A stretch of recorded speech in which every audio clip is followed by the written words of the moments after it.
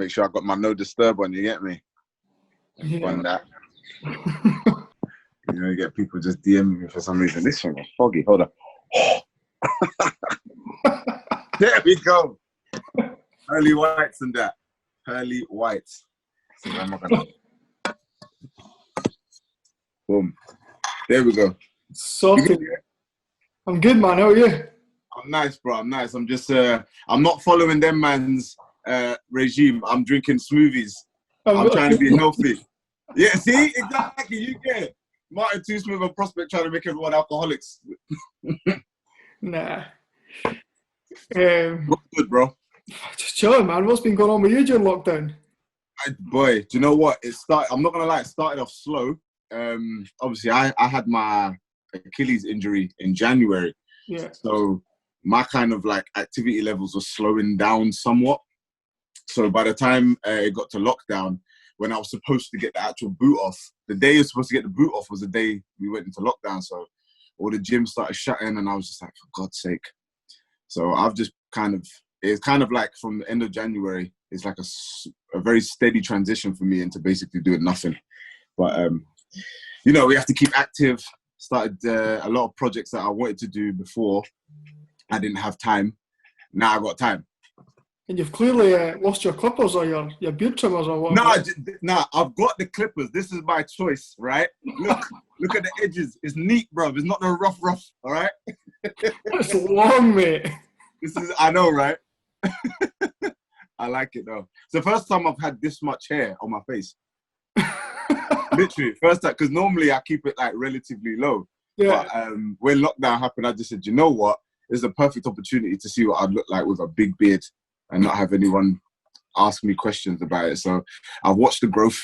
And, yeah, I saw someone posted a video of me the other day from something that I did on my IG, like must have been like mid-March or something, late March, sorry. And I was like, Jesus, my hair has grown a lot. Are you digging it? I'm all right with it, but I feel like it's gonna come to the point very soon where I'm gonna be like, I'm done with this now. So yeah. I think this is like its last month maybe. And also, I don't want it to get to the point where like every time I talk, it shakes. You know what I mean? Like when I'm talking, it's like doing. You should go a wee ecto man and start like braiding it and stuff. I was thinking that, right? But yeah, now I'm literally just trying to figure what it would look like. Do some Game of Thrones, you know, Thor, Ragnarok type of move, Avengers and that. Just braid it up and see what's popping. But we'll see. We don't know. I might wake up one morning and just think, do you know what? I think you should bleach it. Bleach? Do I look like Major? Come on. So I can look like a pint of Guinness. I'm all right. He kept that one on the down low, by the way. Of course he did, because we flames him as soon as he did it. As soon as he did it, the WhatsApp group went pop. I never even got to see it like properly. I just seen some like shit photo of it. Yeah, I saw it. Who sent me a screenshot? Somebody sent me a screenshot from his missus' IG account. And I just remember thinking, if any one of my friends were to do this, it would be him. Yeah. Do you know what I mean? Like, I don't know. If you did it, I would have lost my absolute goat, right? But I just remember thinking, if anyone was going to do that, he was the one to do it. Yeah. But yeah. Anyway, I just wanted to get you on, have a wee chat about your career, how you've kind of progressed from growing up in London, moving to Edinburgh, how you became a DJ, and also talk about your life, obviously with what's going on in the world right now, and tell us what it's been for you to grow up in the UK as a black man, and tell your story, really. Yeah. Well, I mean, so I'll start off with the DJ stuff. So I remember when we were like 14, 15, 16, you know, high school age, one of my friends, he used to DJ. So he was the one that had the equipment. And we go to like various record shops and, you know, buy, you know, little vinyls or whatever. And this was like during the era where like pirate radio station was popping in London. Right? I grew up listening to like Deja and them places and them stations there where, you know, you would hear Early, Wiley, Clashing and all the rest of it. And just the vibe that was going on in that studio, we tried to emulate in my brethren's house or like a local sports hall or something where we could all congregate. And, so I learned the basics of DJing, like mixing, getting the feel of the vinyls. I couldn't do any scratching or whatever because he had like the cheap ones. But yeah, the basics of like mixing songs and, tempo matching and all those things I learned from way back. It's only really when I came to Edinburgh, I was 19 when I came, and I came solely for university. And I used to be really into producing because I did music tech at A-level. Oh, no. And I was really, really into it. And, I'm not gonna lie, I thought I was dope, innit? So that was kind of my entry to like music. And the way my family are is I've got a lot of singers and producers in my family. So it was kind of just a natural progression. So when I came to uni, I had no intention of DJing or doing any of that. And then the guy that lived in the dorm room next to me, he just came through one day and was like, "Oh, by the way, have you heard of this program called Virtual DJ? I know you're into music and that, but I've got like a free trial thingy for it, or like a demo version or whatever." So I downloaded it and I was like, "Oh, this is cool." Didn't really do much with it. But the other issue I was having in Edinburgh was like, why is it whenever I go to these student nights, there's no like R&B music? So I'm coming from London where everything is R&B music. I wasn't even privy to a lot of like the pop genre or like electro dance music and all the rest of it. Like, I knew the classic stuff, like Kiss 100 style stuff, but I didn't know any of the other stuff. Like I only found out who David Guetta was when I came to Edinburgh. So was it always R&B and hip hop when you were younger? Yeah, for me growing up, it was in the home, in my house, it was rare groove, reggae, gospel music, Motown, that kind of era. My older cousins introduced me to dancehall and bashment. Right. Like they're my cousins from my Jamaican side of the family. So they introduced me to all of that. And then my uncle actually introduced me to hip hop because he's a massive hip hop head from like the 70s, 80s era. And then from that, I kind of just started learning about discovering different types of rap music from different parts of America. And then, even before I was really into grime, I was into like UK hip hop. So you're talking about man like Black Twang. I'm reaching back in my archives now. Terra Firma. This is before my time. I can't remember. Yeah, bro, like literally, like I'm talking like even before like Sway and them, man. Like talking about them, man, and that transitioned into my love for grime when that became really, really the thing in London. So I've come from that, being 18, 19, come up to Scotland, and I'm hearing Proclaimers, I'm hearing a lot of indie music, a lot of rock music, which I knew existed, but I didn't realise that people went to clubs for it. Yeah, you know what I mean? A lot of students like that kind of age, they're really into bands and they'll go to gigs and see bands and stuff.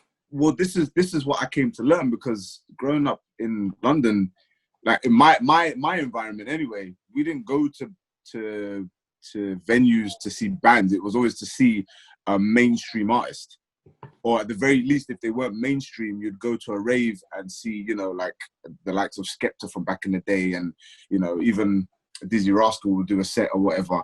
Yeah. So you're looking at like a complete change of scenery in terms of the music, in terms of the people, in terms of the way people party, the reason people party. Like up here, I find, and obviously this is just my own experience, I find people come up here when they're going out in Edinburgh or even just Scotland, they're going out to get drunk and have a flipping good time. Yeah. Do you know what I mean? I feel like the further down south you go, and this is obviously just me generalizing, but the further down south you go, it's a bit more pretentious and pretension involved in terms of like, oh, I'm coming to like look good, I'm coming to show off. You know what I mean? Like, you know what people think George Street is like? Yeah. It always makes me laugh when people say that about George Street because I'm just like, nah. Like when you go down to London, that's literally the only reason why people go out. Yeah. Sometimes. But so when I come up here, I'm looking, yo, this is a vibe. I don't know what's going on, but everyone looks like they're having a bloody good time. So I'm gonna get loose with it. Interesting fact, I only started drinking when I came to Edinburgh as well. So make of that what you will. But yeah, no, when I came up, it was just like, there was no like R&B hip hop scene that I was aware of. Like I knew about Tipsy, which was at Massa at the time. And in my Freshers Week, they had Tim Westwood on the Sunday, I believe. And I remember thinking to myself, okay, that's something, there's something here. But, you know, when you're the only person, you know, the only black kid in your university, in your year, you know, you tend to go with the majority, and the majority will go into like dance clubs and electro dance clubs, and they want to hear David Guetta and Tiesto and all of the other indie bands that were popping at the time. And I just remember thinking, I like the vibe, but it's something missing. Yeah.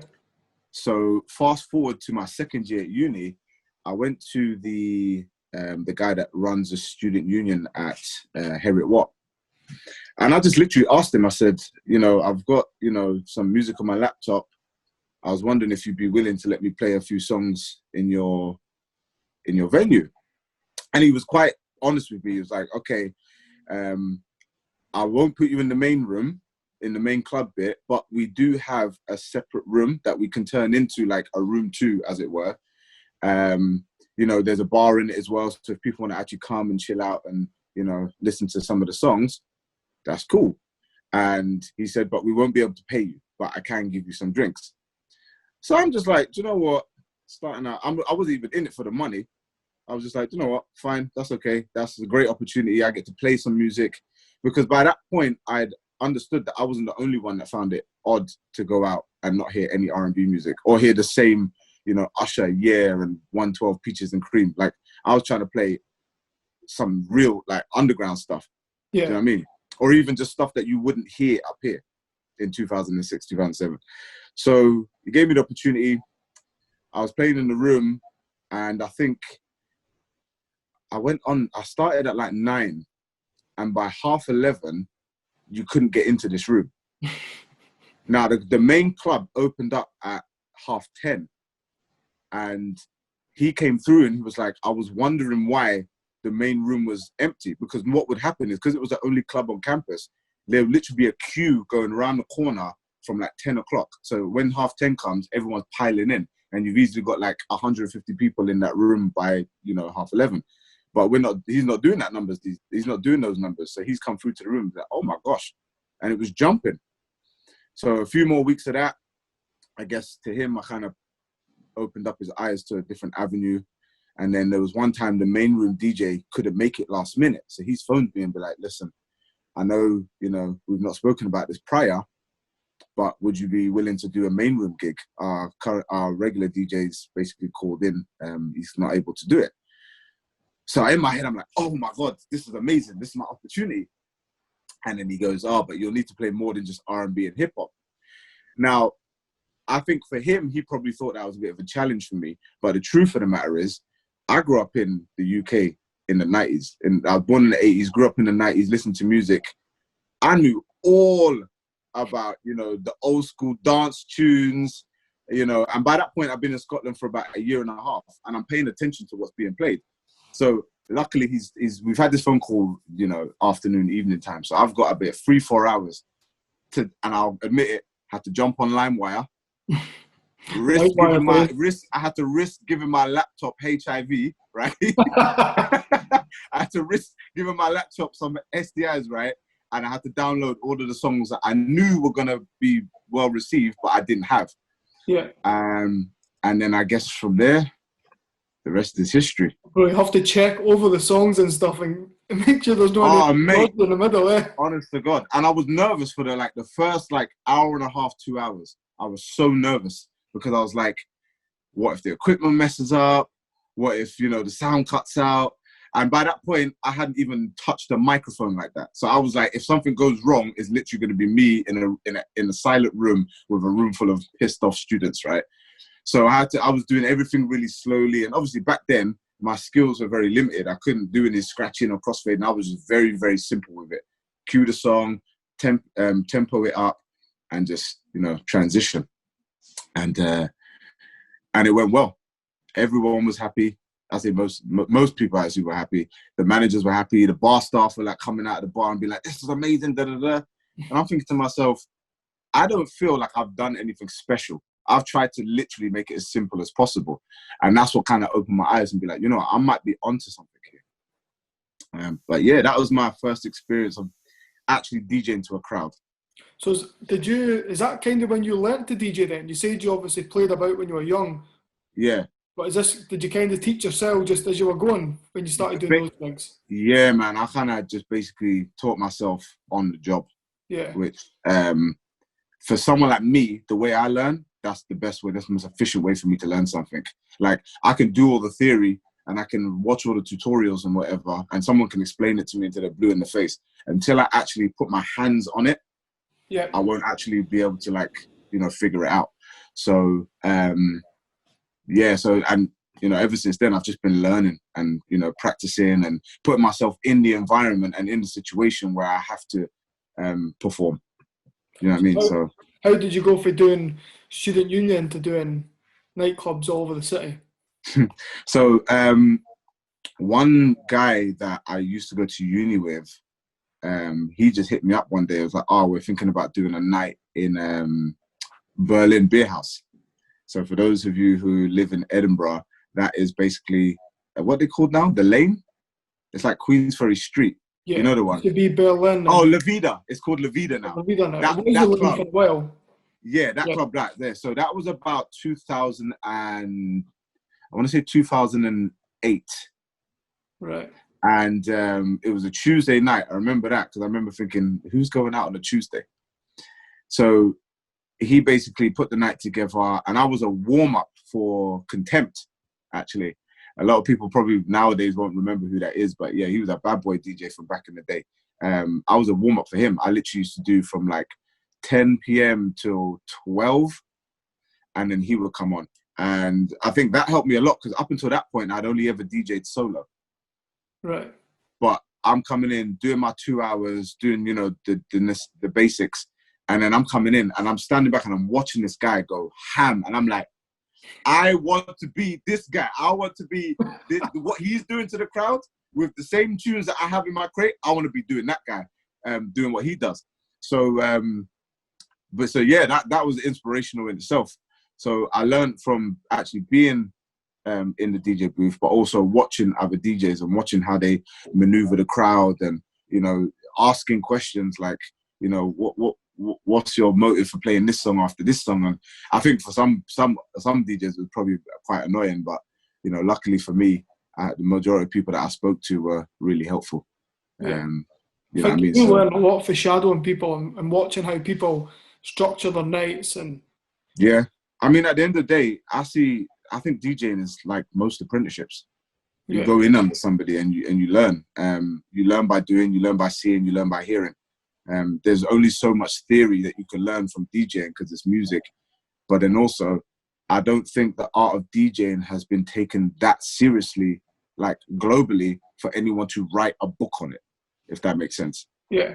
Do you know what I mean? So, and it'd be very difficult because at the end of the day, it's an expression. Do you know what I mean? It's an art form. I see it as an art form and as a performance. How does Beyonce teach another girl to be Beyonce? It's impossible. Yeah. You just have to tell her, look, put in this much hours vocal training, put in this much hours dancing and training, and then hopefully one day you'll become Beyonce number 2 or whatever. And I think that's like DJ. There isn't a right or a wrong way to DJ as such. Do you know what I mean? Everybody does it their own way. Exactly, Birdie. You know what exactly. I mean? Say it again for the people in the back. It's down to you. You do your thing. But, you know, so you kind of pick up. You watch people, you'll pick up ideas and watch the way that people do it, and you almost kind of mould it into what you want to become yourself. Mm-hmm. Mm-hmm. You know what I mean? I think that's the point. Like I said, from the age of 15, 16, I learned the basics. And then you learn the equipment, and obviously when you start using CD, you transition from like vinyls to CDJs to laptop DJing. You have to be able to move with the times and update your skills. And I think that's the best way to be, is just be completely adaptable to whatever's the current mood or the current trend. I mean, if you're an old school DJ and you are hell-bent on using vinyls, I would suggest that you're probably going to get phased out at some point if you're not already phased out, but it's okay. But I think you're probably better off, you know, learning the basics and crafting it and molding it to your own performance and art form, because it is subjective at the end of the day. 100%. So how did you then get involved with Tipsy from that gig? This is hilarious. So I was actually on a date, which is funny in itself if you know me. Like a date in public. And it was in Revolution, and Birthday Sex comes on. Now, I've been hearing this song for a while, but I could never quite catch the name of it or who it was by. I think that was like Jeremiah's like first like debut song, so he wasn't even well known, so I didn't even recognize his voice. So I've run to the DJ who's at the end of the bar DJing.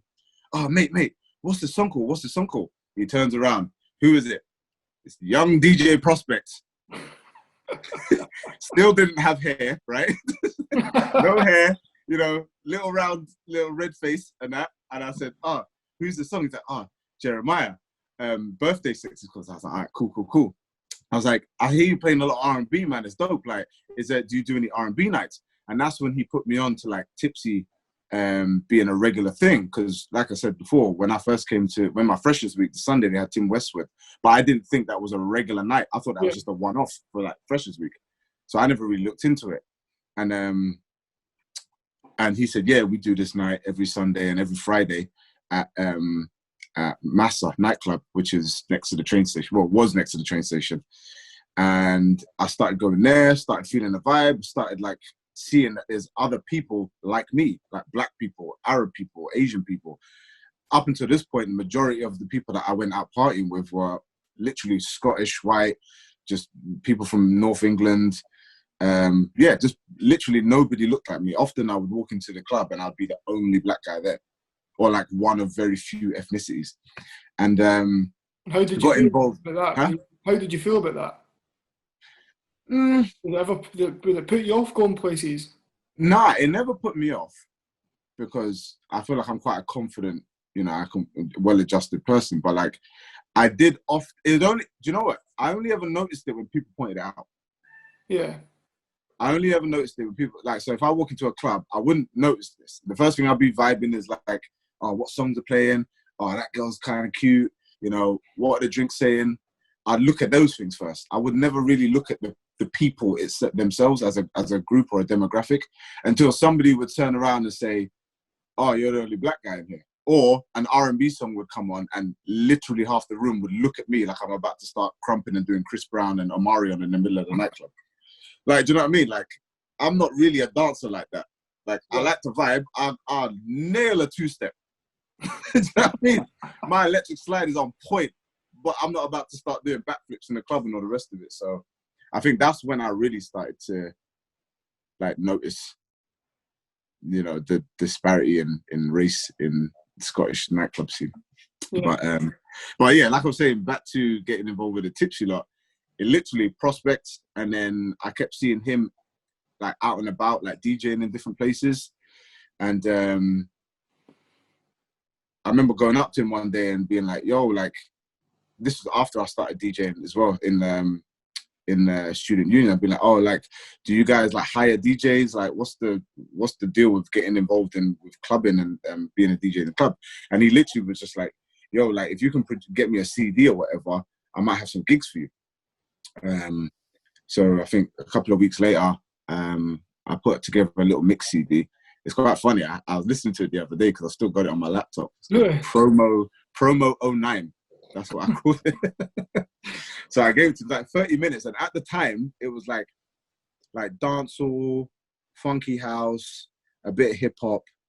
I threw in some UK garage just because that's my flavor. And I think it tied in well with like the whole, the whole funky house era as well. So I gave that to him. And then he got in touch with me like a couple of days later, and he was just like, yo, like, I've got this gig coming up, a new opportunity coming up in, do you remember Bacaro? Yeah, I used to play on Saturday, yeah. What's it called now? The Devil's Cut. Devil's Cut. Devil's Cut. Devil's Cut, yeah. So he was like, that was back in the day. So he was just like, let's partner up and let's do a night there. So obviously at this point, he's the expert. So I've just kind of been like, yeah, just tell me when you want me to be there, like what time do you want me to do anything promo-wise. So he just gave me all the information, asked me to get all the students involved. They came down, and it was a dope night, man. Unfortunately, it didn't like last for too long. It didn't make a lot of money, but it was a great experience for me. And that's when I met Nick G. Right. And I hadn't even met any of the other tipsy stuff at this point, but so by this point, I've met Prospect and DJ Nick G, and they're still my boys to this day, man. I talk to them all the time. But yeah, so that was my kind of introduction to the tipsy, and then, you know, moving forward, after parties, regular parties, you know, weeklies, and I just, yeah, it's one family now, man, as you well know. Yeah, so it's been a while you've been there, and now you're kind of like the pre-parties just became like your thing for a number of years now, going back. Actually, yeah, me and my mate were actually just talking the other day. I don't know how we got onto the topic, but we're talking about how we used to go to Candy every Sunday, like, and you'd be playing, and it was just like a vibe. We'd be in there like a good few hours before we went to Tipsy, and it was just like, it was class, yeah. Yeah, man, like low-key, I miss like the whole, well, to be honest, I miss DJing in general, but like the whole Candy vibe was dope, man. I think back then, that particular bar just had a different attitude. It was like, we just will do whatever to make sure people are having a dope time. Do you know what I mean? Like, I don't know what their kind of business structure is now. I've not even been in there in a while, but like back then it was like party. Every day of the week, it was like, if we can have a party, we will. And it was just so easy. And then obviously I come in at 9 o'clock, 8:30, 9 o'clock, do my set until about 12:30, and yeah, and it was just a dope vibe, because it was great for me because I felt like I could also DJ to the crowd that I wanted to DJ to the crowd that would appreciate what I was doing. Yeah. But then also come 12:30, 1 o'clock, I can go next door to Lulu and just enjoy my night. Do you know what I mean? Because as a DJ, sometimes I think it's hard for us to enjoy something when we're part of it. You know, we're always looking at the door, or we're looking at the till, or we're looking at, you know, to see if everyone else is enjoying themselves. Meanwhile, we're not really fully embracing it. But yeah, it gave me the opportunity to like live both lives. And yeah, that, to be honest, that increased my love for DJing and just being a part of the Edinburgh nightclub scene, because I was able to actually enjoy it and contribute to it.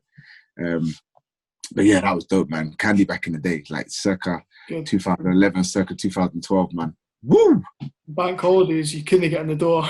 Oh, mate, trust me. Like, literally, I used to have that, like, so it was actually Shandy that was manager at the time. So Shandy is he's the leader, he owns the 4042 now. And he was him back in the day. So that can kind of almost give you some sort of inkling as to what Candy Bar was like.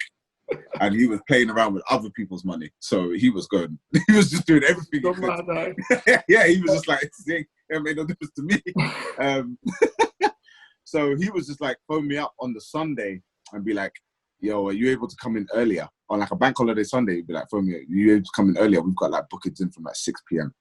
And they're literally, and obviously Candy Bar used to do food. And he was like, yeah, they've just booked to drink. And I'm like, okay. I already know where this is going. I already know what kind of night it is. So I'm waking up Sunday, getting these phone calls from Shandy at about 2-ish. And I can already hear on the phone, there's noise in the background. So I'm like, okay, I already know what day it's going to be. The sun's out. Listen! It was wavy. So, yeah, we used to pull up and like literally be DJing from like maybe 6 onwards. And then by like 9, 10, I was getting text messages, phone calls. Hey, yo, Aleem, like, can you come and get us in? Can you tell the doorman? I'm like, bro, if it's capacity, I can't help you. Like, is at that point where I'm like, and I'm sending them photos of what it's like from the DJ booth into Candy Bar. I'm like, look, bro, like there's people sitting on the DJ booth because there's nowhere else to go. And this is a bar, like literally a bar. The capacity is probably 100, maybe 150 at an absolute squeeze.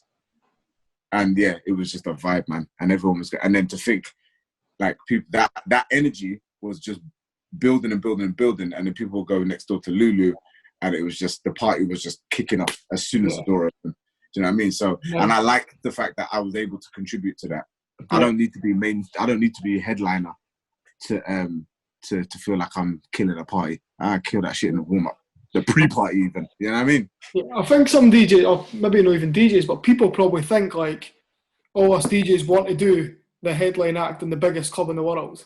But sometimes it's like, you know what, it's nice doing a small venue to like a good crowd and creating a good Yeah, man. Yeah, like real talk, because I think they're more appreciative, because obviously when you're the first DJ on, there's two sides of it. When you're the first DJ on, you know, people are a little bit apprehensive. Maybe they've come in and they're just getting warmed up. You know, they go to the bar. They're not really, you know, they might be enjoying the vibe, but the most you'll get out of them will be like a little head nod. Yeah. You know what I mean? And, you know, you see the girls at the bar that getting drunk off cocktails or whatever. The man them are coming in, you know, trying to look cool, buy the drink, standing by the bar. That's mingling time, innit? So you're not really going to get people popping bottles off the ceiling and slapping the walls and doing pull-ups and all the rest of it. That's dope when it's in the right time. But if somebody came into a candy bar, even at its peak, right, and started doing, yo, pull up the tune, I'm like, big man, that's not what we're here to do. Save that energy. I appreciate your enthusiasm, but save that energy till we get next door, all right? Right now, mingle, chat to the galleys them, order yourself a cocktail, you know? It's before 9 o'clock. Go get some chicken wings, you know? Patting yourself nicely. But I like that vibe, because for me, that's what a party is. That's the difference for me between like a party atmosphere and a club atmosphere. Club atmosphere is a bit more like jumpy, let's all look cool and whatever. But the party atmosphere is just like, I'm going to do what makes me feel comfortable. If I feel comfortable dancing in the room and just giving a little two-step or a head nod or whatever, I know I'm not going to look out of place, or I know I'm not going to look like I'm not having a good time, you know? But yeah, man. Whew. But yeah. Don't get me wrong. If anyone wants to book me for a main set, I will bun that shit to the ground. Yeah? I will tear that club backwards, right? Trust me, I'm on them levels. But if you want me to just come through and do a warm-up set and just vibe or whatever, I'm here for that too. No, it's good to have the versatility. And then after that, you became a resident at Silk, which obviously we don't have anymore, but it used to be Stereo. What was it, Saturday and Thursday nights you done there?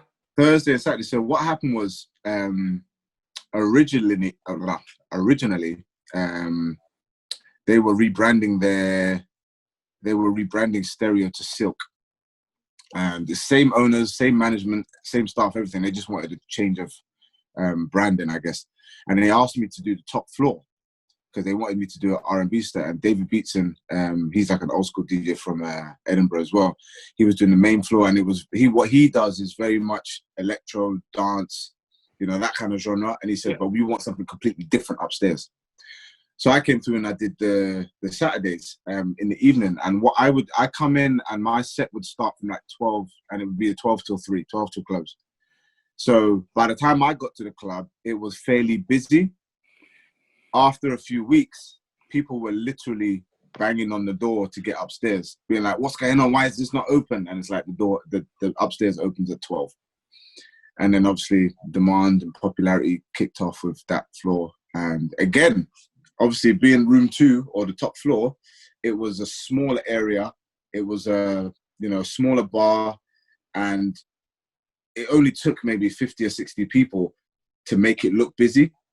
But all 50 or 60 people are having a vibe. I've still got Snapchat, memories that come up every now and then. Yeah. They still come up every like Friday, Thursday, Saturday, Sunday. I still get a memory notification. I'm like, damn, that room was lit. But yeah, as small as it was dope, man. Yeah, I've done that a few times on a Thursday towards the end. Yeah. It was good. Yeah, exactly. And so I did those Saturdays for a while. And then the Thursday night they had there, they basically moved venue.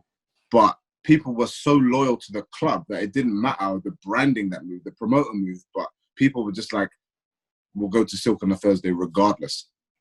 So because the promoters took all the DJs and all their personalized branding with them, there was another slot open. So Karen, who was the manager of Silk, she just basically hit me up and was like, how do you fancy doing a Thursday? So I came in and I did basically what I did on a Saturday, I did on a Thursday too. And then for about, I want to say it was about 2, maybe 3 years, I had the Thursday residency and the Saturday residency. And it was flawless. obviously it had its dips or whatever, but it never reached to a point where it would never drop to a point where it was like considering turning the room off or closing the doors. But yeah, it was just them two residencies, probably some of the dopest parties ever. Was that quite a tough one for you to take when it closed down then? Yeah, man, like, because even financially, man, like, that's like 2 gigs in my week. Do you know what I mean? So if I'm DJing like 4 or 5 times a week, that's like 40% of my book. Hold on, let me just plug my charger in if I can find it. But yeah, that's like 40% of my money just disappeared like that. But no, it was a good experience. I'll never regret it. But when it shut, I was a little bit gutted, man. I was just like, not only am I losing money, but the vibe will never be the same. If you take that, try and get those same people to go to a different venue on the same night with the same branding, it just won't be the same. Yeah. And proofs in the pudding, it didn't last much longer when they moved everything. And yeah, man, so it was a big loss. And I think in terms of the club scene in Edinburgh, it was a massive loss. It's another club down, eh? That's the scary thing. Club down, yeah. I mean, it shut down because the owner of the building wanted to sell it to contractors who have now put like accommodation on it, or like a hotel or something. I actually cycled past it last week, and it's probably the first time I've been past and looked at it, and I was like, whoa. Bro, so I went past there for the first time about half a year, like 6 months ago. And bearing in mind, it's been shut since what, 2018? February 2018? Yeah. I went past like for the first time just November, I think it was. And I literally looked in and I was like, you would never know that like 2 years ago, there'd be a queue of people up the road waiting to go in and just go get hammered and have a good time. So it's so strange, man. But yeah, the thing about that club as well, it was the only club in that area. So if you went to that club, if you went into that area, that's where you were going. You were going there, yeah. You know what I mean? It's not like, you go on George Street, you've got like a choice of clubs. Yeah. You can just go to Lulu for ads, whatever, and then go elsewhere. And you can change up your decision. There, once you were there, you were there. You know what I mean? It's like a destination club. So yeah, I think Edinburgh lost something special when that shut down. But Definitely. So you touched on David Guetta. Everybody been into David Guetta, and you're not really knowing who he was till you came to Edinburgh. Oh, mate. So then ended up on a lineup. Right. Again, that wasn't my doing, right? But I tell you what happened. So, sorry, I haven't plugged this in, this charger. So what happened was, when I came to Edinburgh, I think he just released that, what is the song called?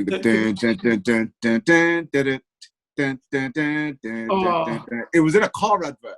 Because I heard this advert before. I've heard the song before in the advert, but I didn't know it was an actual release. Then I've come up here and I'm hearing it everywhere. That's annoying me. You've done that. I could not remember. I could not tell you the song if I tried, man. I definitely have it. Got me dancing, crying down. I can't remember the song. Anyway, you're gonna make me break out into karaoke trying to make it. Was it like Love Will Set You Free or something like that? Nah. Oh man. What was the song called? Don't Let Me Go something. Oh, I can't remember. That's annoying. Don't let me go. YouTube people are gonna be screaming at this video. Say, hey, I'll remember as soon as I get off this. That's the first thing I'm gonna check, right? But yeah, so when I came up here, I heard that and I was like, do you know what? I like this tune. Who the hell is this guy? And I remember asking someone, they were like, what do you mean, who is he? You don't know who David Guetta is? I was like, nope. So, and my flatmate at the time, he was Dutch. He's from the Netherlands. So you can imagine how his face was when I told him I didn't know who Tiesto was. Or I didn't know much about Tiesto. And he was just like, what do you mean you don't know about Tiesto? I was like, bro, like, I don't know. Do you know who Lil Wayne is? There you go.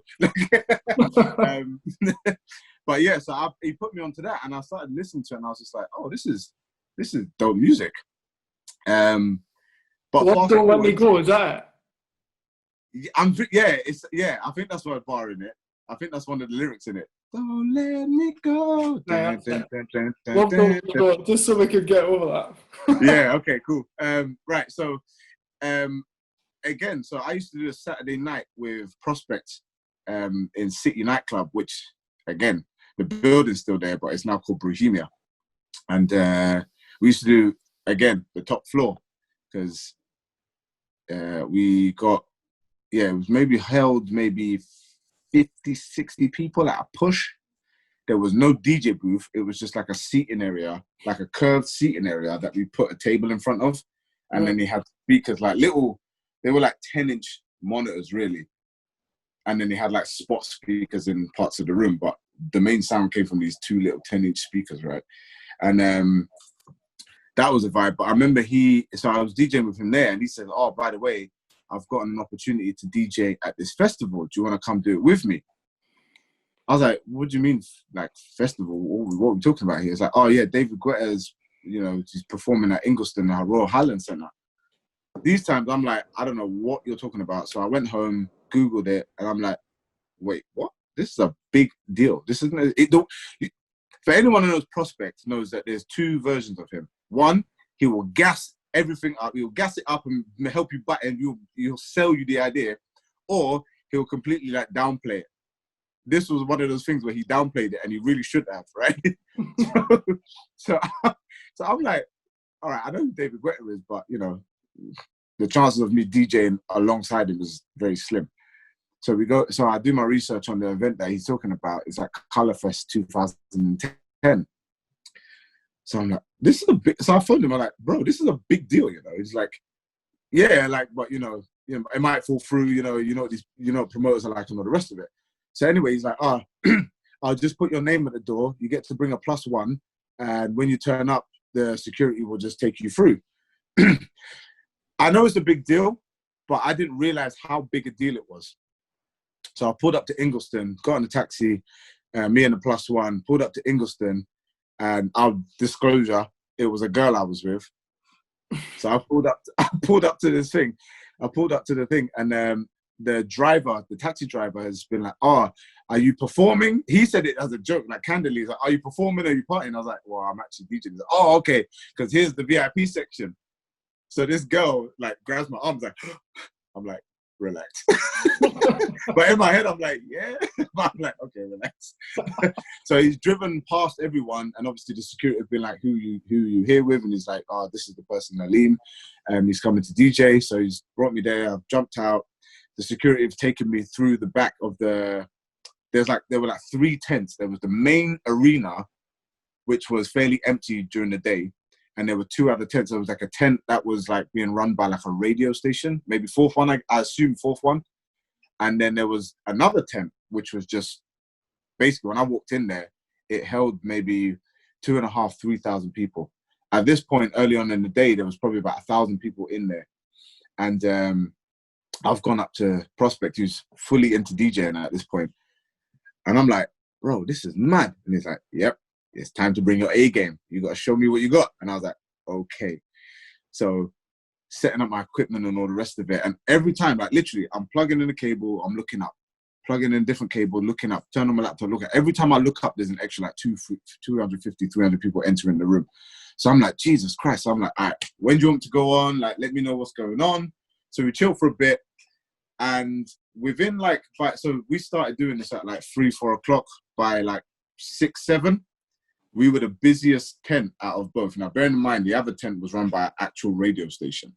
And they were playing, remember the stuff I said before, like they were playing like the electro, techno, indie stuff. They were basically doing a widespread of genres, excluding R&B and hip hop.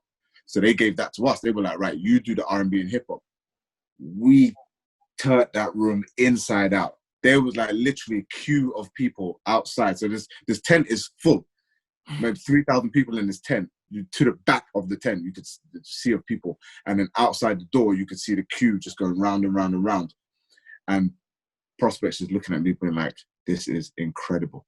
This is so dope. And that was probably to this date, one of my favorite, gigs that really helped me fall in love with being a performance DJ. And that was the first time that was the first time I really touched the mic as well whilst DJing. The first time I seen Ben touch the mic, Prospect touch the mic whilst DJing. I think each of us just found our found our bag that night, and we were just there. It was almost flawless, man. Like, we was chopping and changing. Like, he would do 45 minutes, I'll do 45 minutes. We was drinking in between, you know, we was partying or whatever, just interacting with the crowd and all the rest. It was so sick, man. Like, to this day, that's one of my favorite gigs of all time. I was going to say, would you say that was your standout gig so far in your career, or is there anything that pushes it? It's definitely something I will never forget. Definitely something I will never forget. It's quite early on in my DJ career, skill-wise, and, you know, in terms of being a technical ability. But in terms of enjoying my role, enjoying my job, that's definitely top. That's top shelf. That's top tier. That's top three, in my opinion. But yeah, it was just, that I'll never forget. That's something I'll never ever forget. I'm gonna be telling my grandkids about that one. Yeah, class. Definitely, 100%. So you're now quite heavily involved in the basketball scene. Yep. Explain to us how that came about and what you actually do. So when I went to uni, I obviously played basketball, joined the team, and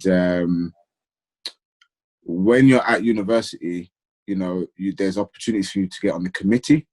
So you can, you know, volunteer your hours to, like, help run the club. So booking referees, you know, sorting out venues and all the rest of it. I was a captain for a couple of years. I was a president for a couple of years at the basketball club.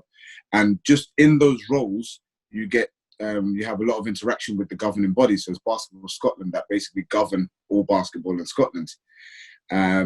So at that time, I'm, you know, learning, meeting people from that organisation and just, you know, staying in contact. And then when I was leaving uni, I managed to secure myself an internship for like 3 months over the summer with Basketball Scotland. So whilst I'm there, they find out that I'm a DJ as well. And they that year they were putting on their first ever, or what was it called? It was called SummerSlam. It was basically an under-14s international tournament. So different clubs from different parts of the world. They had one under-14 girls team from America fly over. They had a couple of them from like England, like North England. There was one from like London, one from Ireland. Obviously Scotland, they had 2 Scottish teams in there, couple from Europe. And basically, because I was quite confident with the mic and quite confident addressing people and playing music and stuff, they were like, "Oh, would you be willing to somewhat host it?" So I said, "You know what? It will make the event amazing. I'm probably the most qualified to do it. Like, I'm probably the most confident to do it, sorry." So I thought, you know what? I'll do it. So from that, every time they had an event, whether it be a weekend event or a one-day event or just a game that they wanted to make a big deal out of, they would call me to do it. When I eventually left there, they continued to ask me. Now, fast forward, Basketball Scotland are host to the first ever women's professional team. It's called Caledonia Pride. Obviously, they've got the Scottish Rocks based in Glasgow, but in Edinburgh they have the Caledonia Pride. And they asked me, said, "Look, you've been doing our events for years. You've done our trophy finals, you know, our weekend events. Do you want to be the official commentator and official announcer for the Caledonia Pride?" And I said, "Hell yes." I was in my bag, and they were like, "Yeah, we're going to stream it and you're going to commentate the game as it's going on. Just do what you've been doing for ages, but we're streaming it, we're recording it, and we'll put it online." So obviously that stuff's been put online. The BBL have picked it up, and they've basically hit me up and been like, "How would you fancy, we've heard the stuff that you're doing up in Scotland. How would you fancy coming to help us do the event down in London?" So that's basically the conversation I had with the event organizer. And I was like, yeah, that's fine. You know, let me know when, dates and this and the other. She said, "Okay, we're just sorting out some stuff for the event, but we'll let you know shortly." So this was like February. So I didn't hear anything until about end of April time. I get an email. "Oh, we're going to be doing our trophy finals in May.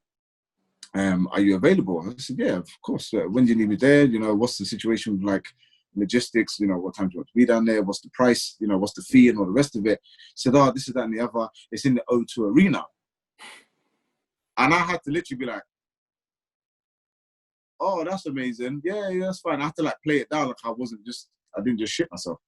So, so I'm just thinking to myself. So I put the phone down, right? And I turned to my flatmate at the time and I was like, I think I've just been asked to play in the O2 Arena. And she was like, that is amazing. The O2 Arena, like, as in like the big one. I said, I think so. So I've gone online and I've Googled the event that the woman wants me to play at, the event organizer wants me to play at. And I'm seeing O2 Arena, BBL, WBBL trophy finals. And I'm looking at this and I'm looking at the floor layout and I'm looking at the ticket price and I'm saying, this is a huge event. And all of these people are coming to, are going to hear my songs and hear me play and hear me announce and hear me. And I was just like, this is amazing. And yeah, that is another one that I will never forget. And I've done that twice now. So, yeah, man. Class. I know. So, O2, so not to brag, but I've got O2 Arena on my CV. We won't get into, you know, if I say that to somebody, we could just bypass the details. But yeah, I played at the O2 Arena. Holla at your boy. Yeah. Right, so let's get on and talk about everything else that's obviously been going on in the world. Well, not just the last few weeks, it's been going on for a long time, but it's been highlighted a lot in the last couple of weeks. A lot of people think that there isn't a problem in Britain or there isn't a problem in Scotland, probably because they see how bad it is in America with the police brutality. But what's your take? Do you think there definitely is a problem over here? 100%. And it's been a problem for generations here. And it's so again, I'd agree with what you're saying. I think by comparison, it's not as obvious and it's not as overt. But you know, when you compare anything American culture-wise to anything British culture-wise, what you start seeing is Americans are very loud and proud and patriotic about what they do. Everything they do is Hollywood. The whole country is Hollywood. Anything that happens there, the majority of stuff that happens there is massive press coverage. There's national press coverage. Over here, just, you know, we are seen as the reserved people. We're conservative. We don't say many things too loudly. You know, oh, that's crass to talk about it out loud, and oh, it's taboo to say that, to make that comment. And I think what we're starting to see now is, with all that went on in America, it's forced people to actually address what's going on in their own backyard. And what we're starting to see is the UK had a massive role in the slave trade. And not even just that. You look at the geography of the UK and then you research and understand how many different countries they were able to infiltrate and conquer and, establish themselves in. The British Empire, the Commonwealth, look at the Commonwealth. This spans from Australia to India to the Caribbean, back into the UK, to Scotland, to Wales, to Ireland. These places were all independent countries before Great Britain decided that they were gonna Commonwealth, right? And you have to start asking these questions. How were they able to do that? People don't just let you come in and take everything that they have and let you walk out and not benefit and have it not benefit to them. That'd be like if I came to your house and I said, "Oh, Murdy, let me raid your fridge. Can I borrow your TV?" And then I leave with it. You have nothing, but yeah, I'm the greatest person in the world. Yeah. You know what I mean? Like, and you're supposed to respect me because I've done that. But what happens is that bit gets swept under the rug. You know what I mean? We talk about that Britain, we're the first country to do X, Y, and Z, and it's just like, no. How were you able to do this? And why are all the countries that you went to not benefiting from this? So you got to think about it like that. And now we're starting to question these things, and we're starting to question the leaders from, a couple of centuries ago, and be like, well, we find out that a lot of them were slave owners. I mean, there's a big talk about Henry Dundar, which is the statue of him in St. Andrew's Square in Edinburgh. He was a slave owner. A third of the plantations in Jamaica were owned by Scottish leaders, like Scottish, what do you call them? Aristocrats. They were just owned by Scottish people. Half of them had never even been to the country, but they own it by land, and they controlled the slaves over there. And the biggest revelation that I've been revealing to people recently is, look at the Scottish flag and look at the Jamaican flag. It's exactly the same. It's just different colours. There's not a coincidence. Do you know what I mean? Yeah. That's not by chance. Do you know what I mean? So you got to start asking yourself how this happened, because nobody's going to allow you to come to their country, allow you to come to their home and take everything and be okay with it. So I say all that to say this. A lot of it swept under the carpet, and that because of that, nobody realizes how deep-rooted racism is in the UK.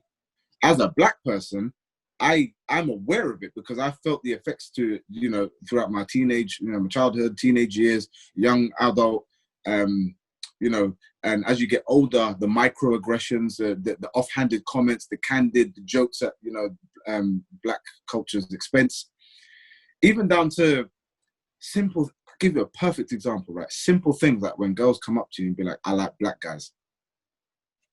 Okay. Why do you like black guys? Oh, I like R&B music and all of that. So what? My whole existence, my whole race, my whole culture is basically trivialized down to a sound of a song. like we weren't around before R&B. Like we just landed on this earth and became R&B artists. Yeah. Do you know what I mean? And you just think to yourself like, or the other comments, I should have been born black. Miss me with that nonsense. Why? Because if you were born black with your fragile behavior, you would cry. Because some of the shit that we've had to deal with, either whether it be obvious or whether it be subtle or whether it be like offhanded, you'd probably cry about it because you've never had to deal with it. So don't wish that you were anything other than who you are, right? That's one thing I would say. A video on Twitter the other day, the guy Mike who was in Love Island, you probably don't know who he is, but he basically put up, he was kind of like doing a bit of poetry with what he was saying. Oh, I saw that. Yeah. He said, how many of you white people would like to like have the privileges or the non-privileges of a black guy? Put your hand up. Mm-hmm. And like nobody's going to put their hand up to that. Mm-hmm. Exactly. I think a lot of it, you think of racism and people actually being directly, like aggressively racist towards black people. But I think a lot of it's probably people didn't even realise they're racist or even just their thoughts without thinking of it. Mm-hmm. Do you know what I mean? I mean, it even comes down to just even outside of racism against black people. I mean, I've heard, you know, in the past like 2-3 months, people refer to Chinese food as, you know, I don't want to say it aloud because, but we all know they refer, oh, let's go and get a C word. Yeah. And in my head, I'm just like, you do know, I remember the first time I heard somebody say that and I questioned him, I was like, you can't call it that, bro. Like, and he was like, nah, that's what we call it. I'm like, I'm so sure the first time that term was used in this country, it wasn't to refer to the food. It was racism. That somebody called somebody from China or somebody of Asian ethnicity, like East Asian ethnicity, you know, and because of that, you've now, it's been so commonly used in your environment that you think it's normal. Yeah. That's the problem. It's just systemic, and that's systemically, that's institutional. You've heard it so, it's been so normalized, that racist slur has been so normalized that you think it's okay to say just in everyday conversation. It's not. Because there's still people in our day and age that are coming from those countries, whether it be Africa or Caribbean, China, Pakistan, that are coming over here, having never heard those terms before, and now you're calling them that. I'm sorry, we're not, you have to accept that that's, whether you realize it or not, that's down to your miseducation, not ours. Yeah. So to say certain things for them as well, because it's probably quite strange for them because they'll be hearing people saying it in a non-aggressive context, just as a, you know, normal kind of conversation. They'll say those kind of words, and they're probably thinking like, you know, they're saying it as if it's all right to say it. Yeah, exactly. Probably but confuses them even more. And I think it goes back to my original point of everything being swept under the rug. Because it's so normalized and you've never questioned it before, when somebody tells you that you're wrong, you think that they're attacking your beliefs and they're attacking everything that you've known to be true. Well, that might be the case, and it's a hard lesson to learn, but you're going to have to learn it. Like, you can't just go around saying stuff that is going to offend somebody and not expect to be challenged on it. Yeah. But I think, again, the entitlement that certain, you know, white British people have is that you're in my country. You don't get to tell me what to say. Well, guess what? If you did your research, you'd realize that black people, Asian people of both, of all ethnicities, African people, we helped build this country. We helped build it. What do you think the Windrush generation was? It was post-war migrant workers that were coming over to help rebuild after World War II. If it wasn't for Caribbean people and Asian people, your country wouldn't have been built past the war. The Germans came through and just wiped you lot out. Would have wiped out half the country or half the city of London at least. And we came over to build it. Now you want to tell us that it's not, I'll go back to our country because you're done with us. It don't work like that. So many people helped build this shit, is ours. You didn't pay us to build it, neither. We helped build it. And then then the whole thing about the Windrush generation being recently deported back. And then they want to kick us back out of the country and that. I say us, I was born here, but they want to kick like relatives of mine that came over from Jamaica in like the early 60s or, the late 50s or whatever. And you want to tell them that they don't belong here. Yeah. Nah, they've been paying taxes from day one. They've contributed to the workforce. They've contributed to the education. They've contributed to nursing and the medical industry. There's no way. Now that you're back on your feet, you want to kick us to the curb. No. We helped build this country. We're staying here. This is ours too. And that's the bottom line of it. The thing is, the amount of people that would maybe look at like an Indian man or a Pakistani man or just a black man in general and think, well, he can't be British because by looking at him, he isn't British. But you could look at you could say, like, your dad could be Jamaican, right? And your mum's English. What's the difference to that? Is with my dad being Scottish and my mum being Spanish or Irish? Nothing. It comes down to basically identifying a culture, associating a country with a colour. Yeah. So, like, a lot of people, like, I've had it. I'm pretty sure you've witnessed somebody come up. I'm pretty sure you've seen somebody come up to me. Where are you from? And I'm like, I live in Edinburgh. But where are you from? London. Nah, but you know what I mean, innit? Bro, I born in London. I was raised in London. Then I came to Edinburgh. I've been in Edinburgh now 14 years. That's nearly half my life. I don't know what more you want me to tell you. But where are your family from? It's none of your business. Yeah. Where are your family from? Just because all your generation has been from Scotland and you've never left. Just because you find it weird that you're used to people not traveling and expanding and resettling, doesn't mean I'm not. Like, if you're asking me from a place of interest, excuse me, mate, I hope you don't mind me asking, but, me and my mates over there, we were wondering, like, where's your family heritage from? Do you know what I mean? Like, you can always tell the genuine people, and it's not people that come out the gate and just be like, where are you from? It's people that you speak to, you ask, you'll ask me where I'm from because I've known you for a while, and you think, do you know what? I know a lot about Aleem, but I don't know anything about his actual heritage. Let me find out, because he's a friend of mine, I'm interested.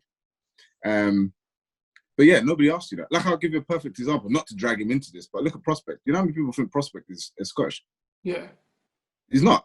And they assume he is because he's white, he's got a Scottish accent. He's not. I'll let him. I'm pretty sure in his interview with you, he explained to you that he's fully Swiss. Yeah. He couldn't even speak English when he came over here. But no one would question, if me and him were sitting down or in public and someone was to question where we're from, he is more foreign to this country than I am. But you would ask me where I'm from, but you would assume he's not. And that's the bottom line of it. And even Nick G, he's Asian. He's got Asian heritage, but he was born in Scotland. Yeah. What? Why are you asking us? We were born here. He wouldn't. Do you know what I mean? Ask him. Yeah. He's the one. He speaks. Me and Nick don't even speak other languages. We only speak Scottish. Ben speaks Swiss German. Like, how, do you know what I mean? This is where people don't realize that is a racist. That's racism. You've assumed that somebody is not of something because of the color of their skin. I've never even thought about it that way. Like what you just explained. Exactly, and that's that is our truth. That's what Black people and other people of other ethnicities have to deal with on a daily basis. Yeah. Where are you from? That very question insinuates that we're not supposed to be here. Yeah, and that's insulting when you deep it. I think a lot of people, it's probably because they've had it so good in their life. Say they've been brought up in Scotland, their mum and dads have jobs. They go to school, they get education, everything's good. These are the kind of people that will be bad-mouthing, like, say, refugees or people that move here for a better life. It's like, how can you comment on that, not knowing, like, why they've had to run away for the country that they live in to survive? Do you know what I mean? Yeah. People just think they can just shout about why we're letting them in here. Or why are they here? Why this and why that? But it's like, think about it. Why would they move to Scotland? It's cold. You didn't realise like, there must be if I could have stayed in the Caribbean, I flipping would have. Like if my granddad or my ancestor could have stayed in Africa, or you know, or like I've got Asian heritage, if they could have stayed in India, they flipping would have. But there's a reason why they left. Like when people come over here from like, I remember when I was in high school, and there was a massive a rise in numbers of immigration from Kosovo. And I remember they were given so many like racial slurs. I don't even want to repeat half of them, but they were just really, people just didn't like them. And before that, I remember it was when Somalians came over, and there was a lot of Somalians coming to London. Now, I'll agree, I don't know too much about the Somali history and why that was, but I do know it was because they were fleeing from something in their country, and they were offered asylum in the UK. And obviously, you know, you let one in and the rest of them follow, because it's like, oh, by the way, guys, we fled for a better life. London's actually really good. Come here if you want to be safe. We're looking, like those Somalian people are looking at London like, oh my God, this is amazing. Thank you so much. So appreciative. Meanwhile, they're being spoken down to. Now I'm witnessing this and I'm thinking to myself, hold on a minute. Is this a race thing? Is this a black thing? Is this a black and white thing? Possibly. But then I see it happen to the Kosovan people, and then I see it happen to the Polish people. I'm like, hold on a minute. You lot just don't like anyone that's not from your country. You lot have got this superiority complex because you think that, you know, Great Britain is literally called Great Britain. You don't think that there's this kind of attitude that you are above everybody else. You're not. That's the bottom line. And do you know what makes it even funnier is when I'm seeing people, and this is no disrespect to like people that, you know, I haven't got full-time employment or whatever, but I'm seeing people talk about, oh, they're a strain on the NHS, you know, they take our jobs. And I'm like, you don't even pay taxes. You know, you don't pay taxes. Any job you do is like cashing in. And there's like so many people I'm just seeing, I'm just like, hold on a minute. Not to assume, but I know some stuff about you and you're not contributing to this country at all. At least this person goes to work. You didn't leave school with any qualifications. He didn't take a job. Yeah. He didn't, whatever Polish person came over to this country didn't take your job, but you feel entitled to it because you are from this country, your parents are from this country. Nah, at this point, you got to work for everything you have. But because you've been lied to for so long and told that, oh, you're British and you're entitled to certain amounts, you're not. You got to work for it just like everybody else. Just they beat you to it. And see, growing up in London compared to, obviously, you said when you moved to Edinburgh, you were the only black guy in your whole year at university. Was it similar in London? Or? Nah. So, in high school, I could probably count on one hand the amount of like British kids that were in my year. Really? Everyone was either Black Caribbean of some kind, a lot of Middle Eastern.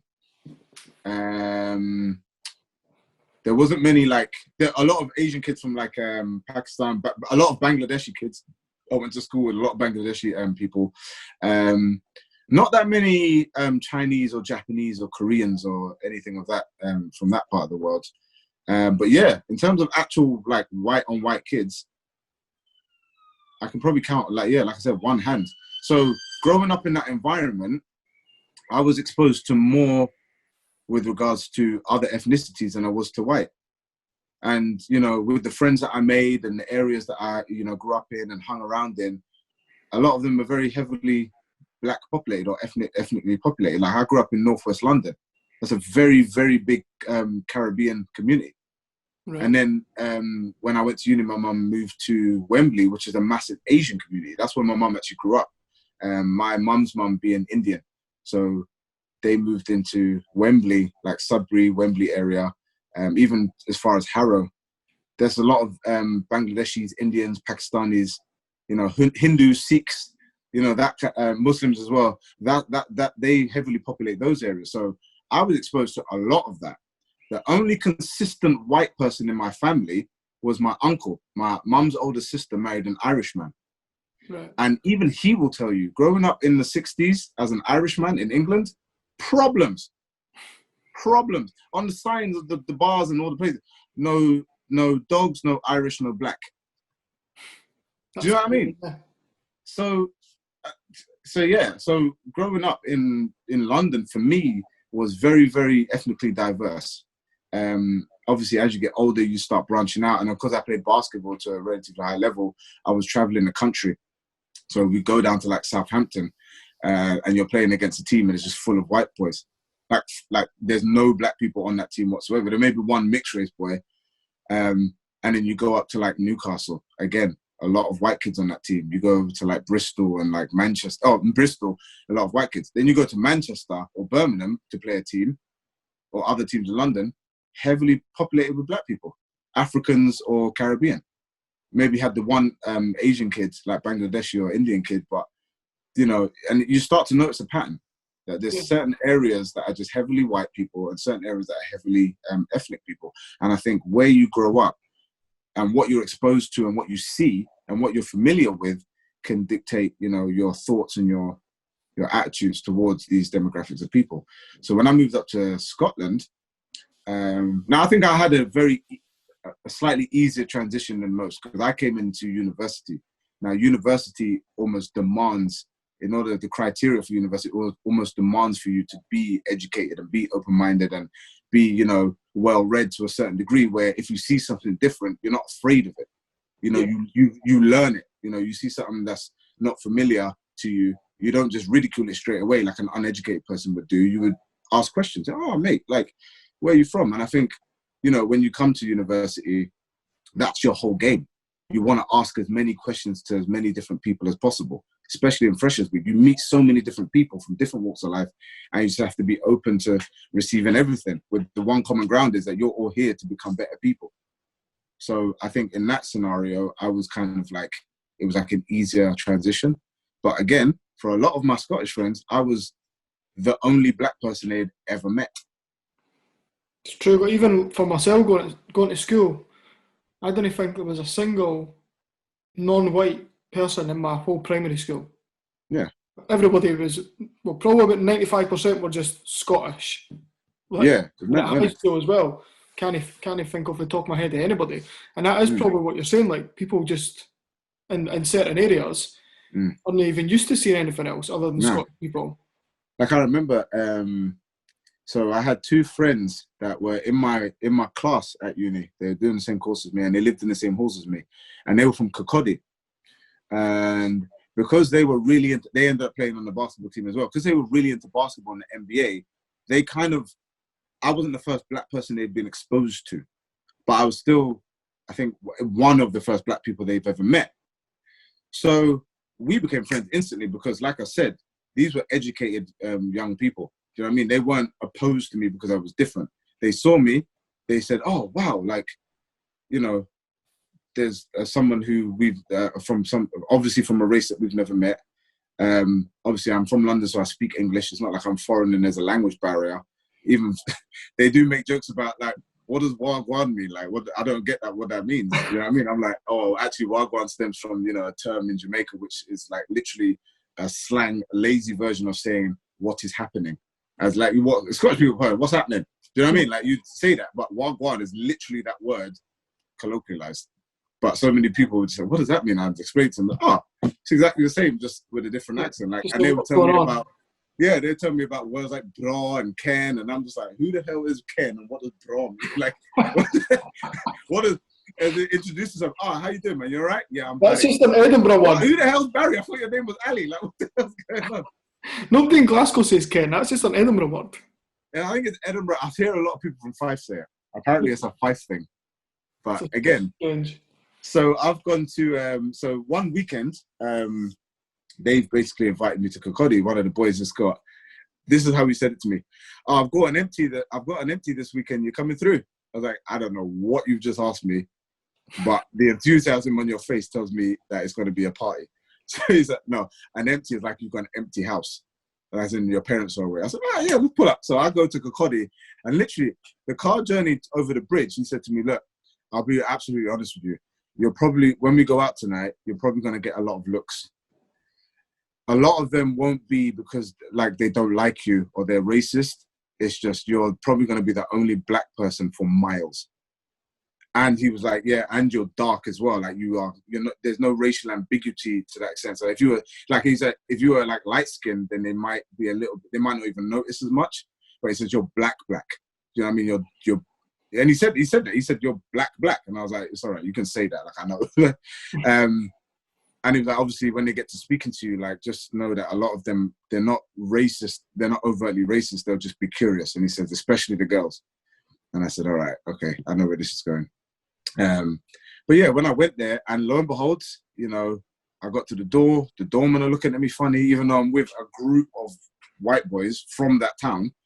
They're looking at me funny. Go into the cash desk. The girls, I remember this. She was looking at the cash desk and she said, "Oh, £4, please." And as she looked up, I've got my hand with the change, and she looked up at me and she's literally staring at me. And I had to put the change on the table because she wasn't responding. And I just remember thinking, Jesus, is it like that? like, I don't know. Do you know what I mean? It was a very surreal experience for me. So going to the club, you know, I'm getting looks, I'm getting stares. And again, the DJ plays Yeah by Usher. Half the room are just like looking at me like I'm about to start popping and locking. I'm just like, I didn't come here to perform. I ain't Bojangles. Like, you know, I'm not, you know what I mean? I'm not Sammy Davis Jr. I look like Chris Brown. So I was like, I'm not here to do any of that. I'm just enjoying the night just like you guys. If you want to dance, dance. Do you know what I mean? Like, do your thing. And then, you know, the same thing happens when they play Sean Paul. You know, the only one that they didn't do it to was Fat Man Scoop, because I feel like that's just the young people's party anthem.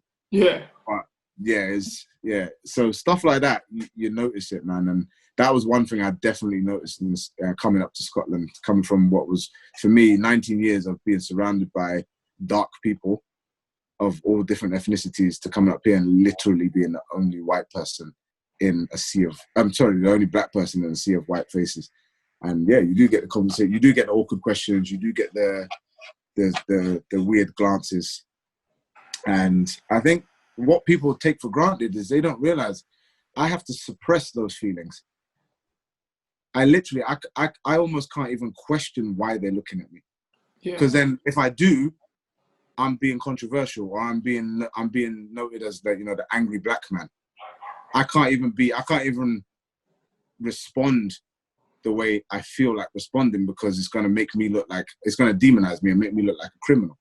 Yeah. Do you know what I mean? And then on top of that, being from London, it's like, oh, you have a gun, or you have a knife, or, you know, you're aggressive, you know how to fight, and all the rest of it. I'm like, well, you've already made up your mind about me, so all I can do is not prove your point. And in order to not prove your point, I have to be quiet. I have to stay silent. I have to almost not do anything in order for you to see me as to not see me as a threat. Yeah. So much of it is non-verbal as well, like you just described. And people probably, it's just like what they're thinking in their head. People probably think I'm no racist because I've never made a racist remark. But a lot of it, just because you ain't said it out loud, don't mean you're not racist. And I think, like you said in the beginning of this conversation, people sometimes associate racism with just being overtly like throwing, like, you know, when you get the football casuals throwing bananas on the pitch and all the rest of it. Yeah, we know that's racist, but, you know, there's other racist things that you can do. You know what I mean? There's other racist things you can say, like when they assume you can dance because you're black. Yeah, that's a racist term. That's you've seen my color, you've assumed I possess a certain quality. Now, in this instance, you're talking about dancing, which isn't necessarily a bad thing, but for you to assume that I can do something, or I'm capable of doing something, good or bad, based on my skin color, is racism. Yeah. You've judged me based on my skin color. You know nothing about me. So I think that's what you need to, that's the part that I think people don't really understand. And then when you say these things out loud, whether it be in humor or in jest or candidly, again, like I said, I can't confront you on it, because now I look like the aggressive black man from London who's probably going to stab you. So I have to now, because if the police turn up, and I've had this before, the police turn up, arrest him or go and question him. I'm not doing anything. If anything, I'm the victim in this situation. But because of the way I look and your implicit bias, you want to choose me as the target of crime. Like, you think that I'm the one that started. You think I'm the one that started it. because of literally because of the color of my skin. I haven't said anything, I haven't done anything, I haven't acted out. You've literally turned up in the situation, assessed based on color, and now I'm the criminal because of what you think. And this and again, that would do. And you know, this conversation, I'm so glad that this Black Lives Matter has kind of exploded off the back of, you know, the whole mental health conversation that we've been having for the past year and a half, 2 years. It ties in. Imagine growing up, not being able to express, not being able to explain, in most cases, not being able to understand why you feel the way you do, and it tears your brain apart. Yeah. You don't know, you know what I mean? And no one can explain it. And everyone's telling you that they're not doing what you think they're doing. It's like everyone's lying to you. And it's just like, you're being racist. No, I'm not, mate. I'm not being racist. You're just being sensitive. Now you got to battle with that in your head. And you got to act, and on top of that, you have to act like nothing is bothering you. And one of the things we touched on personally during the week, when I spoke to you about music and words that are used in music, and I said to you that sometimes if I'm DJing and I'm singing along, I'm thinking, do I sing those words in case somebody looks at me and takes it the wrong way? And I'm like, I'm not that kind of guy, but I'm just singing the music. Do you know what I mean? But do you think, obviously, you had said that I'm better not to do it because you don't know who's going to see it and if it's going to offend them or if it isn't, so I'm better off not doing it, kind of thing. Yeah. Do you think that, I mean, for me, growing up listening to like Eminem, like people like that have an influence on your vocabulary, like pick up words or sayings that they're saying. So do you think that artists, rappers and stuff should change the way that they use vocals or should use certain words because people now feel like, well, I'm singing it or he says it all the time, so, you know, they're picking it up? I think no. I think when you start trying to censor art and performance, that's when you're really that's what I draw the line at that. If there was ever a line drawn, you draw the line at trying to censor people from expressing themselves, because that's what it is. I would say take the commercial radio approach. Censor yourself. There's a reason why you don't hear these words on commercial. You don't hear them on Capital. You don't hear them on BBC One Extra. And One Extra will play the songs that are populated with these derogatory terms and, you know, swear words and drug references and gun references and violence and all that. But even they censor it. So for somebody who's not associated with that, for somebody who can censor just I would say do that. It's the safest way to avoid ridicule and avoid encouraging the wrong behavior. So if you see your black friend say the N-word, that does not mean you can say the N-word, because the result of me saying it is going to be very different to the result of you saying it. And I would ask every non-black person to ask themselves this question. If you say it and you get punched in the mouth, was it worth your teeth hanging out your jaw?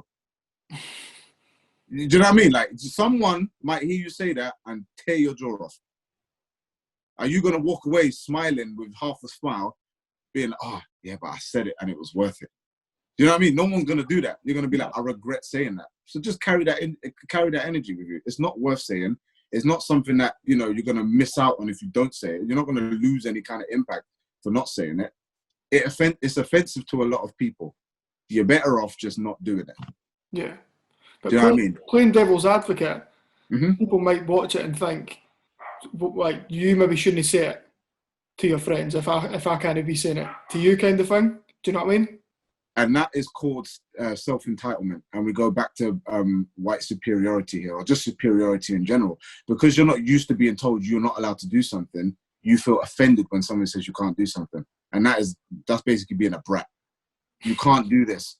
What do you mean I can't do it? You know, like them, you know, like when you get like, I don't want to generalize it, but you know when you get like rich kids who have never been told no before. Or like people that come to the door and they get KB'd. Who the fuck do you think KB? Like, do you know who I am? Da, da, da. I was like, I don't care who you are. You're not getting in tonight.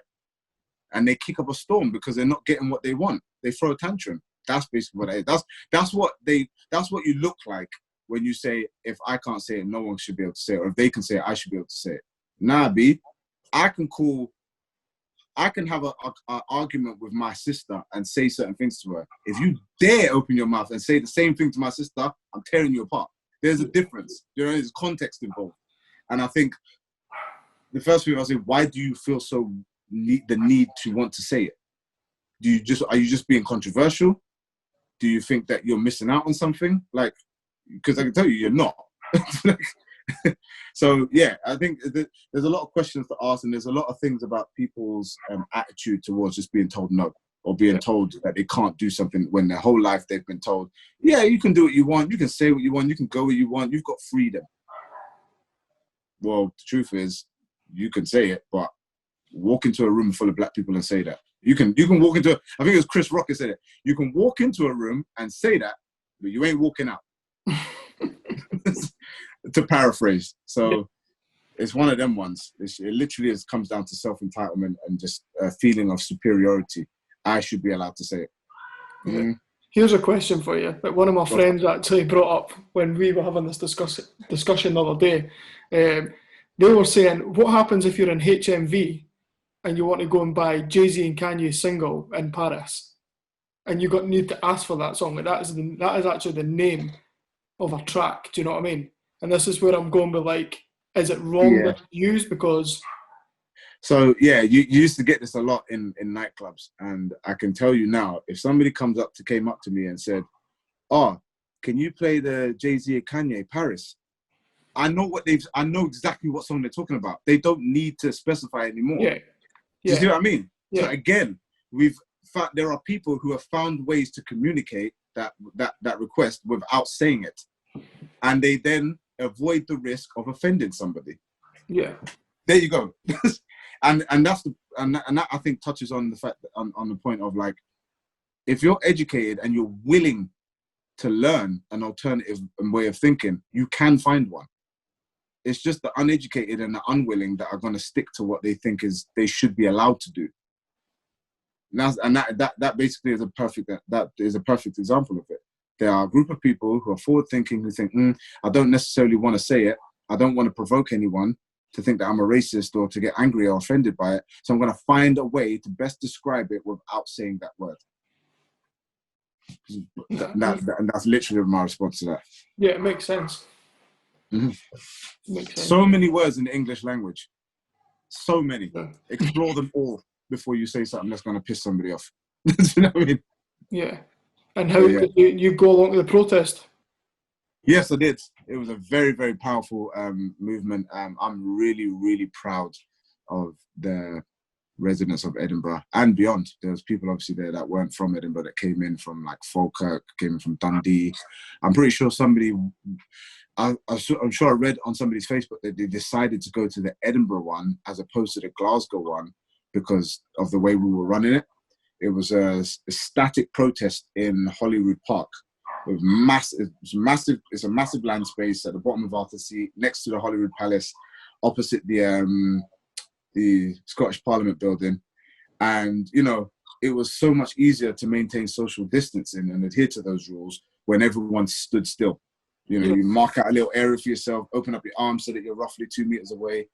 And because, like I said, no one's moving. So, and we had speakers there, people doing talks, professors, activists, people giving their own account, poets. We had a 14-year-old boy there that he recited a poem that he wrote, about himself experiencing, racism, being called a monkey in a shop at the age of 10. And this boy and that was 4 years ago, so he's 14 now. The amazing amount of bravery. There was easily 6,000 people there. And he stood there proud to be a black person, proud almost to be able to voice his experience and address 6,000 people. And there was no violence, no uproar. The police were there they have to be there when there's large gatherings. Yeah. At any given point, I probably saw maybe 2 police wearing high vis just circling the perimeter. There was vans of them. Literally, at the end of the protest, you walk past the van and they were just sitting there on their phones, just having a laugh and a giggle. Like it must have been the easiest shift for them. And I think that is testament to the forward thinking that a lot of people have in Edinburgh, is that we don't need to be policed to get our message across. Now, that's not to say that other countries are less than, or other cities are less than us, or that we're better than other people at protesting. I think what we did was demonstrate how it can be done safely, especially given the pandemic. And there was no negatives taken from it. None. There's not one part of that day or that event or that gathering that you could say, this is bad. You know what I mean? That's how it should be done. Obviously, I think it's different in America and stuff, but obviously we've seen what's been going down in London as well, and it's just like... Yeah. I mean, those places are hard to compare because the truth of the matter is Edinburgh is a small place. Yeah. By comparison to London. Like, what's it? London's population is bigger than the whole of Scotland's population. So you just, that alone can kind of tell you enough. You can't, and like yesterday, police presence was pointless, but it was obviously a necessity, but we didn't need the police there. Yeah. But yeah, I think yesterday's protest was powerful. You know, I think everyone who was in earshot of the speakers of the people that were talking learned something. And if you didn't learn something, you were inspired at least. And if you weren't inspired at least, or you didn't learn something, you felt like myself uplifted. Like I came home yesterday thinking, wow, that's 33 years of tension lifted in a couple of hours. I almost feel like I can have this open dialogue and this conversation without anybody being like, oh, Aleem's just going off. Aleem's just, you're, it's not that deep. Well, for me it is, and for a lot of people it is. And for a very long time it's been that deep. But until this conversation has happened in the past week or two, I've not been able to openly voice it. And like I said before, that takes a massive toll in your mental health. You're almost having to constantly suppress your own feelings because you're afraid of ridicule and judgment, or you're afraid of not being taken seriously, or that you'll lose some sort of credibility. And in our industry, you know, regardless of what people say, it's credibility based. If people don't like you or don't like what you have to say, they'll turn off from you. You start losing jobs, you just start losing, your reputation starts getting damaged. But now I'm in a position where I can put stuff online. I can voice my opinion. Now, I still think that there's a large part of responsibility to be taken, that you don't do it in the wrong way, or you don't perpetuate the negative. Like I could quite easily come out here and start slandering people and calling people out for being racist and like tagging people in posts and making it blatantly obvious that I'm not happy with them. But I don't do that. My kind of approach to it is, and I would encourage everyone else's approach to it to be educate, because the same lie that oppressed me is the same lie that you were told. You should be pissed off that somebody lied to you about anything. Do you know what I mean? So I think that's my kind of angle on it. Is just like, look, find the truth, you know, ask these questions. And now that we can have an open conversation about it, just like the LGBT community had to deal with a few years ago, the mental health conversation that we're having now, it's the same thing. It falls under the same category. Women, sexism in the workplace. It's the same conversation, just with a different topic, just with a different plot. And I think that's the main thing. And I think what we did yesterday, what was achieved yesterday, was historic, to say the least. I mean, 2020 is going to be going down in history as the most eventful year, anyway. But I think that is going to be a massive talking point, because it's something that has been around for centuries, and only now we're starting to be able to actually have this conversation on a global platform, on a global scale. Yeah, no, it's definitely good. And you want people to, like you said to me, you want people to ask you questions or to educate yourself. I think there's too many people that they maybe live in their little villages, or, you know, they didn't, kind of in a little bubble, if you want. And it's different for somebody like me, who I'm obviously in the industry I'm in, the nights that I work, like even just working for Tipsy alone, it's so like multicultural. Every Sunday there's hundreds of people there from all different countries. So, you know, I find it's different for me. I'm in a different position for even a lot of my friends are. Yeah. Who go to work every day and they didn't have a single black man or woman on their team. Yeah. Yep. Or the weekends, or however their weeks are spent. It's different, and I think people do need to start educating themselves, really. Honestly to God, man, because, like, and I'll say this, I'm not educated on everything black. There's still lots of reading that I need to do, but, you know, I also understand that for a lot of my Scottish friends, I might be the only black person they know, or at least the only black person they might feel comfortable asking these questions. Yeah. And I would encourage it. You see me post something, or, you know, I don't hide from social media. Every profile I have is on public. So if you want to hit me up, whether you follow me or not, whether you know me personally or not, if you come into contact with me and you want to ask me a question, fire in the DMs. Do it with respect, and I'll return. I'll meet you with the same energy. If you come at me with like sly digs or insults, or you kind of diminish, I might post something, you might diminish it or trivialize it. You're not going to get a very positive response from me. I'll still maintain my own dignity, but I'm not going to tolerate it. Whereas before I would just kind of not respond. Now I'm going to respond with eloquence and dignity. And I'm not going to allow anyone to be like, see, I told you, they're just aggressive. You ain't going to get that from me. You're going to have very little to no reason to sit there and tell me that we deserve to be treated like this. So, and that's kind of my approach to it. And I think the privilege I have is being somebody who's older and being somebody who's come to terms with the way that the world is and used it as a kind of like a starting point of where we need to work, of what we need to work on. Like, I'm old enough to actually see the world for what it is. I understand that a lot of young people probably won't get to that stage. A lot of young people are still to even identify the racism that's going on around them and to them. And their first experience of that, or when they first realize that that's what's going on, it might be a very emotional time for them. So, not that I would want anyone to suppress their feelings, but yeah, if you have a question, ask. Google it. Nobody has an excuse to not know anything anymore. No. The way the internet is set up, Jesus. There's so many podcasts out there and different pages on Instagram and stuff, like, so at your fingertips. If you don't know something, it's because you don't want to know. That's the truth of it. It's because you don't want to know. And that's basically it. But I think in my lifetime anyway, this is probably the biggest movement of protesting towards, civil rights that I've ever witnessed. And, reading back on previous civil rights movements, I think this still remains the biggest one. Yeah. And it's spanning across the globe. I mean, I don't know what's happening in, the eastern part of the world, like China or Australia. I haven't heard anything from them, but I know in France, in Berlin, parts of Spain, the same thing's happening. People are actually waking up and being like, do you know what? No more. And I'll tell you this, I think lockdowns had a lot to play with that. Has had a big part to play in that. Because nobody's been distracted by everyday life. It's almost like people are looking for things to look into. Exactly. You know what I mean? Yeah. People have got time now.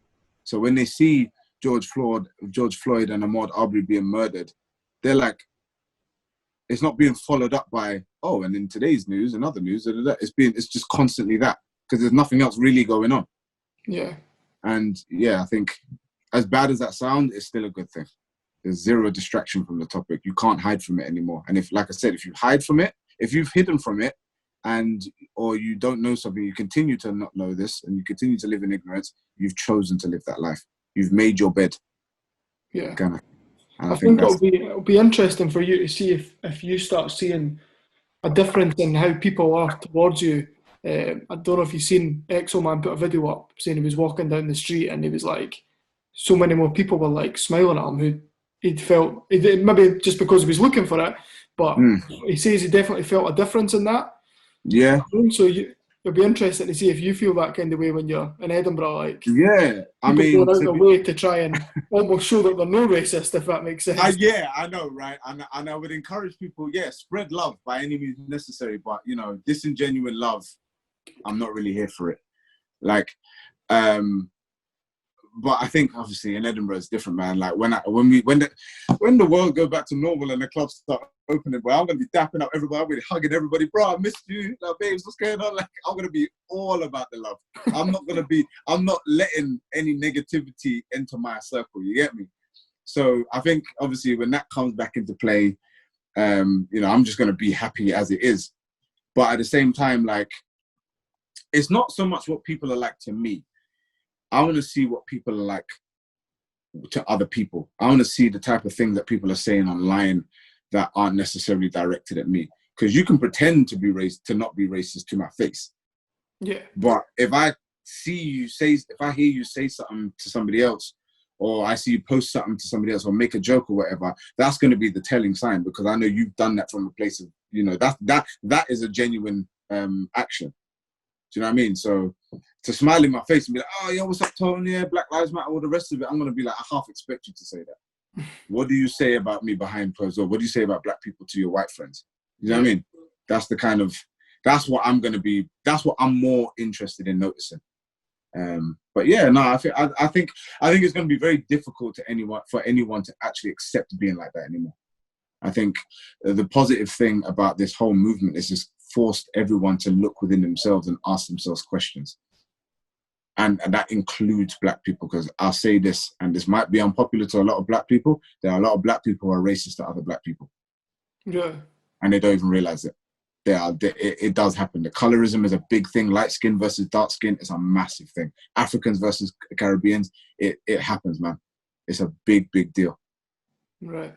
Yeah. I mean, it happens, to be fair, I say all that, it happens in every race. Like, look at Scottish and English. You're both white. Yeah. Do you know what I mean? And a lot of you are probably of the same bloodline. There's always going to be these things in the world. Do you know what I mean? Oh, yeah. As long as people identify. Sorry, go on. Sorry, my bad. No, I'm just saying there'll always be racism, sectarianism, all these things will always exist. But yeah, I mean, the goal is to eradicate it. But for instance, I think for as long as people identify as being different to somebody else, there is a potential to be negative towards something that you don't identify with. But I think I'm not a psychologist or anything. I don't know if that's human nature. I don't know if that's a survival thing. But I think when you're conscious of it, that's when you need to make the step towards changing it. So if you are aware that you maybe made a decision that was based on bias, you should maybe use that as a stepping stone and as a block to be like, do you know what? That isn't the way you're supposed to make decisions. You're not supposed to make decisions based on bias. You're supposed to look at all the facts presented to you and make an impartial choice and choose an impartial list. You know what I mean? So I think when people are aware of their bias and choose to change it, that's the goal, I think. And that to me is how you can stomp out racism, how you can stomp out homophobia, how you can stomp out sexism. You know, all of these, xenophobia, I think all of these things are part and parcel of the same battle. The results of, yeah. I think that's just the bottom line. Yeah. But yeah, to all the white people listening, don't look at me when an R&B song comes on, expect me to dance. I do uphold a few stereotypes.